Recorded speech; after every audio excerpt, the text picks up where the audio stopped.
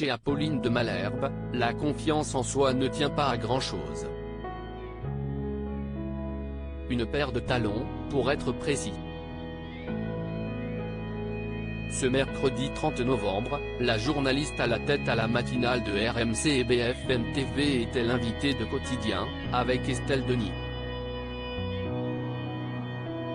Après avoir donné son avis sur l'actualité, la célèbre présentatrice a évoqué son rituel avant de prendre l'antenne et d'interroger les politiques français.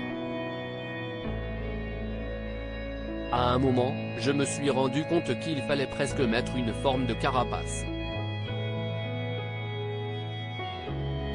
Alors oui, je rentre un peu dans une forme de scaphandre et tout ce que j'ai trouvé, si est des chaussures à talons, a révélé celle qui a officiellement succédé à Jean-Jacques Bourdin, en juin dernier.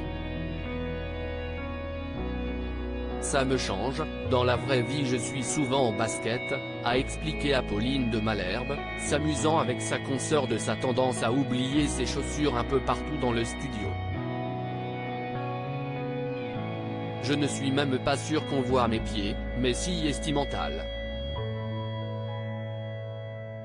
Le simple fait de devoir changer de chaussures, je change d'état d'esprit, je me tiens droite et je vais un peu plus au combat, a-t-elle précisé, parlant de l'interview politique comme d'une demi-heure de solitude.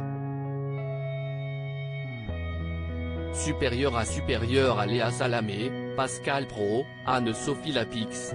Découvrez les journalistes quand ils étaient plus jeunes et Apolline de Malherbe préoccupée par la vieillesse depuis quelques années maintenant. Apolline de Malherbe est en effet l'un des visages phares de l'actualité télévisuelle.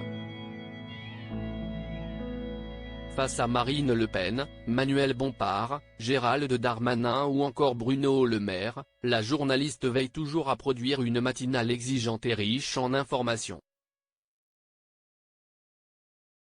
Ces talons n'empêchent pas celle qui fut révélée en France par l'affaire DSK en 2011 d'avoir des doutes.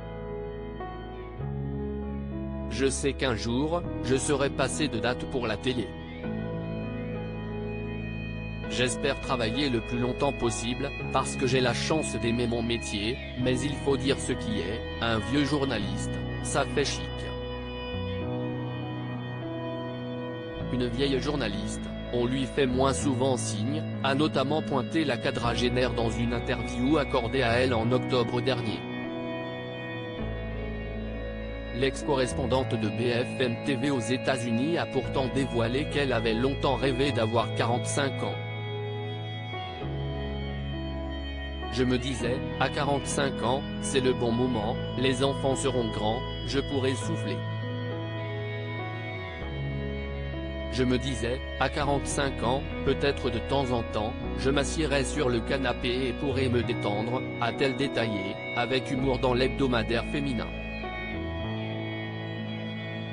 Et d'ajouter avec autodérision, bon, j'ai 42 ans, et je m'assois toujours aussi rarement sur le canapé. Parce qu'il y a toujours un truc à faire, le boulot, un imprévu, un enfant qui a besoin d'attention. Mais j'aspire à vieillir.